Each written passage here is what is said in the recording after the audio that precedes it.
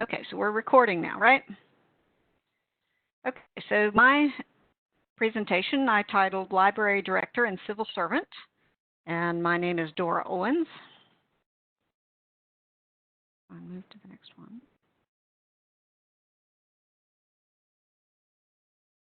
There we are. So the summary of what I'm going to talk about, we'll start with an introduction to both the director and the system, go over her administrative tasks, talk about special topics, the opportunities for improvement, then compare and contrast to our readings, the conclusions I came to, and some recommendations, and then time for questions if y'all have any. Okay, for the introduction, first thing is the methodology. I did two primary things. I arranged for an in-person interview with the library director of this small library system, and I did background research on the library system itself and the organization that supports it in order to prepare for that. The director background, this library director is, this is not her first career. Initially, she was in the medical field and decided after a time that she wanted to make a career change and went to library school and moved down south before she did that and moved into the library field and became a director. She's been a director of this system for the last 18 years and has overseen a great deal of change in the system itself and the library that she works for. An organizational overview. This is a combination public academic library system, and it is based in a county that is geographically large. The population is demographically diverse, although not diverse in an even sort of way. There are pockets of wealth and pockets of poverty and pockets of racial groupings, as well as pockets of rural and semi-urban areas, because they are close enough to a couple of large cities that they become a bedroom community for them. There's also a great deal of political diversity in this county. There is some major growth that's expected to come in the next 20 or 30 years in population, probably doubling or tripling the population of the county, particularly in one portion geographically. The structure of the system is that it is a department of the county government, which reports to the county manager, who is an official that's appointed by the Board of Commissioners. The library consists of 3 branches, one of which, the main branch, is also the academic library for the local community college. The other 2 are strictly public libraries. The director oversees all the branches, and all the employees of the library system are county employees. The primary goal of the library is to provide needed library services to the full diversity of population pockets. And you see the differences in programming for this, because the larger system is located in the main branch is located in a wealthy area where people expect high-speed internet, and you have to deal more with mobile charging stations and things. And the smaller libraries, for the population to have actual access to the internet at all is not common. So the libraries are a primary source of internet access for them. So their programs are also somewhat different.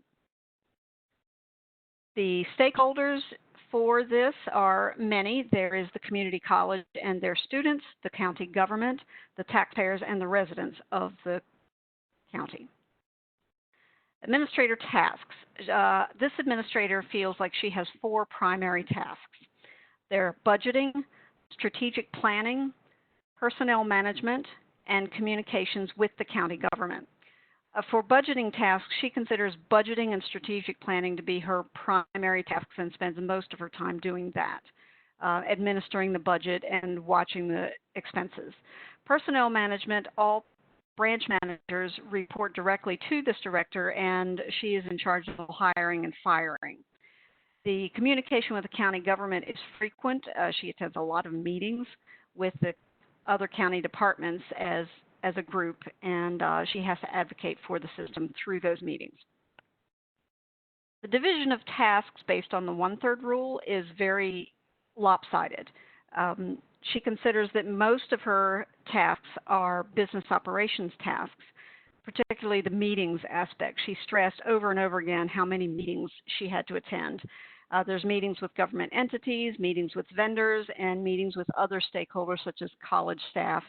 And the director sees the separation of duties between her and the branch staff to be appropriate. So she does not expect her branch managers and staff to do most of these activities and assumes that that is part of what she does to relieve them of that task. Her internal customers, she spends very little time actively engaging with staff, no more than, say, 10%, she estimates. She is located, her office, in the main branch, so people do pop in and out, but she does not actively wander about or visit the branches on a regular basis to interact with the staff. She trusts the branch managers to take care of that aspect. She does know all of her employees by name, however. The external customers are mainly the community college and other government entities. Many of the tasks also fill dual roles with the business operations tasks, so there may be some flexibility in the percentages between the business operations tasks and the external customer tasks. Her leadership philosophies. She defines leadership as separate from management. She sees leadership as being a visionary and an inspirational role rather than an operational role, and the role of management is the operational tasks. Her personal strengths seem to lie within the managerial role, and she prefers that leadership be distributed throughout the organization and see herself primarily as a leader, but more or less as a manager. The ideal qualities for a manager, she stressed, were threefold. First, attention to detail. Second, empathy. And third, a full understanding of the organization's place in the hierarchy that it resides in. So the attention to detail, you can see with all of the budgeting tasks and the planning tasks she has, that was important. Empathy is her main focus when dealing with other personnel. The full understanding of the organization's place, as we'll see in a few minutes, is part of the frustrations that she has with her role here. Okay, special topics. These cover all the other things that don't fit everywhere else. For the learning goals review, most of my learning goals were based on the syllabus because I really didn't have a special group of learning goals. The only way I could come up with them was to look at the syllabus and see what skills were going to be required for that. And she and I had a bit of a giggle about that, and talked a bit about her time in library school, and she noted some of the same issues. She did feel particularly that two goals were particularly apropos. The first was the integration of the business school skills I learned while getting my first degree, which was an MBA, and she felt that that was appropriate for a position such as hers, which uses primarily business skills to accomplish the tasks. Particularly since she had made a career change, she recognized that those skills can transfer. Another goal was to develop my time management and work-life balance skills a little better. And she understood how relatable that was, particularly when dealing with staff and personnel. The role of empathy and knowing one's staff on a personal level, maybe not best buddies, but at least to know what's going on in their lives, to recognize when there's changes or issues that might come up. And I asked her about the special challenges of operating a dual-purpose library, because the main branch here is a public library and an academic library simultaneously. She said that when they set this up, this is a relatively new thing and not very common throughout the country. And there was a lot of misgivings about how well that would work, and it's turned out to be quite well. The main branch is located on the community college campus, so students can come by easily, but it's also readily accessible for the public from another entrance. It has worked out. Communication and function are pretty seamless, and most people don't really notice that there's separation between them. There are some issues of calendar variation because the school operates on a different calendar than the public library, particularly when it comes to budgeting. The county has a June 30 year-end budget, and that doesn't always fit in naturally with when an academic year is trying to plan their purchases, so they have to coordinate those things. There are some minor cataloging variation issues. The community college uses the Library of Congress scheme for their cataloging, and the public library uses the Dewey Decimal System. So that was a bit of a hiccup, but they've worked that out pretty well. Staffing challenges. I asked her how difficult it was to staff, knowing that this is a fairly rural area with pockets of suburban places. The difficulty is all of these libraries have very small staffs. The main branch has 6.5 or 7 employees. The second largest branch has 2.5 people, and the smallest branch only has 1 employee. The biggest issue is increasing the professional levels of staff. When she first started as director, she was the only professional librarian on the staff of the entire system. And that has changed, and more of the staff is now professional librarians. She said most of them are now. She does have difficulty staffing certain positions. In particular, she mentioned the reference librarian. There's only a reference desk at the main branch because it's the only one that's large enough to have a separate department. And they have a half-time reference position there. Because it's half-time but requires professional skill, it's difficult to staff. So usually what they end up doing is getting interns who are doing a practicum during their library school tenure, and then once they finish their practicum, they graduate and they move on. So that position turns over fairly regularly every 6 months or a year. Most of the other positions have been stable for many years.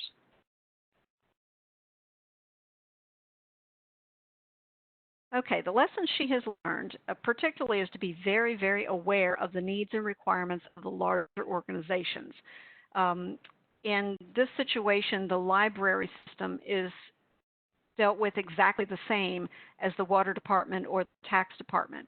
So the county interacts with them, with the library, the same way they would with those other departments. And she has found that many people involved in librarianship don't see their roles in that same way.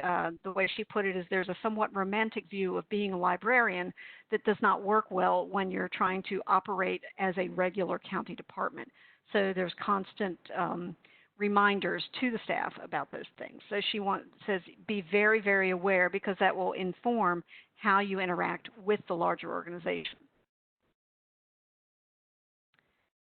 Okay, so we see at the bottom the organizational mission: to be an integral part of the community by encouraging reading, lifelong learning, and community engagement, and by providing opportunities for people to connect, learn, and grow. Generally, our director feels that they're making satisfactory progress. It started from a very low bar 20 years ago when she's come, and now it's developed into a very high-tech, modern library with a lot of options. Areas for improvement. She would like to improve access for financially disadvantaged patrons, particularly in the 2 smaller branches. Many of them not only do not have access to internet at home or computer technology hardware at home, many of them also do not have good access and regular access to transportation. So that becomes an issue of trying to find a budget to deliver services where those people are and when they happen. So a lot of students, they can make it to the library for after school, but that's all, because they don't have transportation otherwise. She would like to improve communication between the college and the public library entities. They do have general good communication, but sometimes the college has programs that they want to put on and the library has programs they want to put on, and either they conflict or they overlap, and it would be more efficient and more friendly if they could coordinate those a little bit better than they do. Frequently occurring issues. there are staff misunderstandings of organizational requirements. The librarians don't understand why they have to do accreditation of a public library, which is required by the college. The college people don't understand why you might have to do an audit, which is required by the county. Budgeting issues and reporting issues become difficult. So that's things where she has to constantly remind her staff. Then the usual, the disgruntled patrons. This director makes herself available to patrons and staff if they feel overwhelmed, or if the patron says, let me talk to your manager. She is available and able to lend an ear, and she feels really confident that she accomplishes making sure that the patron feels heard, even if there is no change in what was actually going to happen, but the patron feels heard and understood, and that their concerns are taken into consideration. So she feels confident and comfortable about how that's going. Okay, compare and contrast with our readings. First, we'll talk about rating fans and the 3 secrets. Decide what you want. The director is working towards a more diverse staff and a variety of programming, and she advocates for needed resources to increase the technology that's available. So she has clearly decided what she wants. She trusts, for the second secret, she trusts her staff to tell her what the end users want. She trusts them implicitly, but doesn't go out and seek what the customer wants. She counts on them to do that for her. The library, for the delivery +1, the library has progressed and is continuing to do so, and modernized during her tenure, built a brand new library with all the latest bells and whistles. They have added in an online public access catalog, which did not exist at the beginning of her tenure, and things go fairly consistently. So for first, break all the rules. I've divided these into groups. For questions 1 and 2, my evidence from visiting the library and talking with her is that the staff seems happy and knowledgeable. The tools and equipment that are needed by patrons and staff appear to be available. So I would say that yes, most of them say yes to questions 1 and 2. Questions 3 through 6 deal with the sense of worth, and the staff does seem to feel free to offer ideas and opinions. I noticed that while I was interviewing her, a couple of staff members stopped by and mentioned some ideas that they had and wanted to talk about those, and they feel open and able to do that. And I also talked casually with some of the staff afterwards, and they spoke of the same kind of feeling. Questions 7 through 10, a sense of community. In this library system, there appears to be a real team atmosphere present, and the staff are knowledgeable and friendly, and one never hears rumors of dissension or backbiting or anything like that. Questions 11 and 12, the sense of opportunity. She encourages her staff to present at conferences and take webinars and improve themselves that way.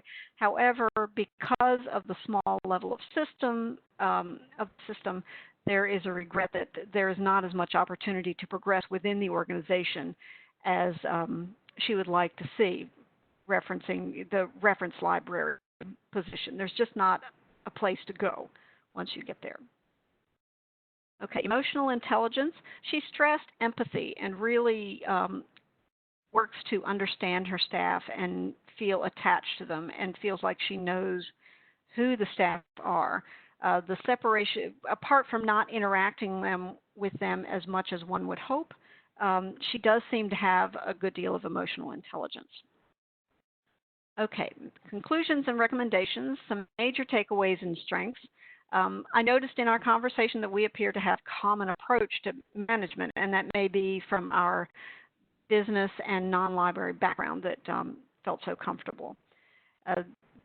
We learned that the skills vary depending on hierarchical levels. She was really comfortable with the administrative focus of her position, and understood that it was different from what the branch managers were doing and what the individual librarians were doing at the various branches.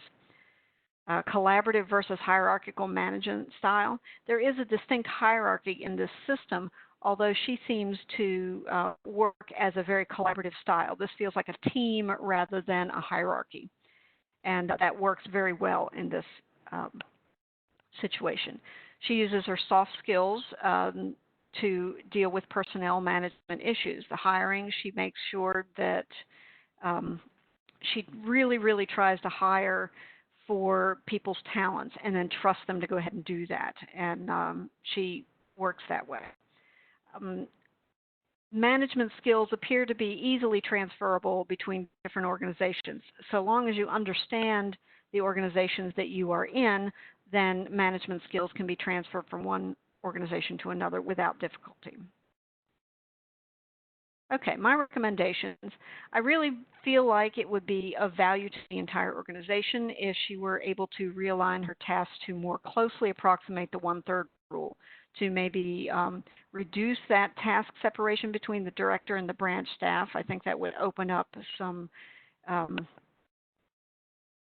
knowledge and understanding of the entire staff to the challenges of working with the county government. So all three of my recommendations are connected with that separation of duties issue. While it is working well for her, should something happen to her, the rest of the staff is not going to be able to pick up and carry on without her. Okay, questions, comments, anything?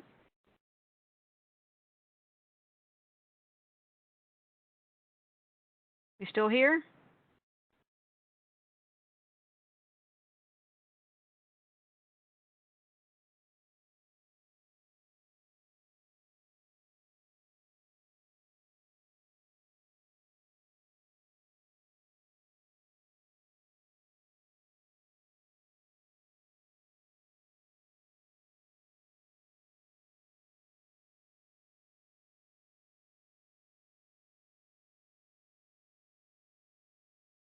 Okay, any questions?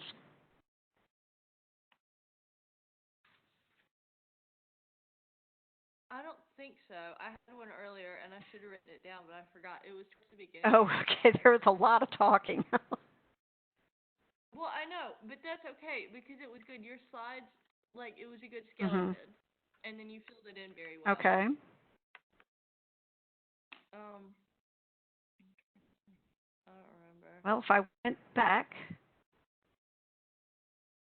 maybe the slide itself would stimulate. Oh, it's okay. I think it was something that you said and not something that I saw. Come on, back up, back up.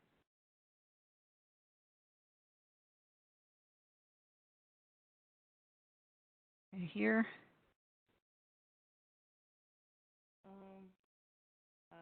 I don't remember. It was something that you. I don't remember. It'll be okay. Okay. I'll think of it someday. Okay.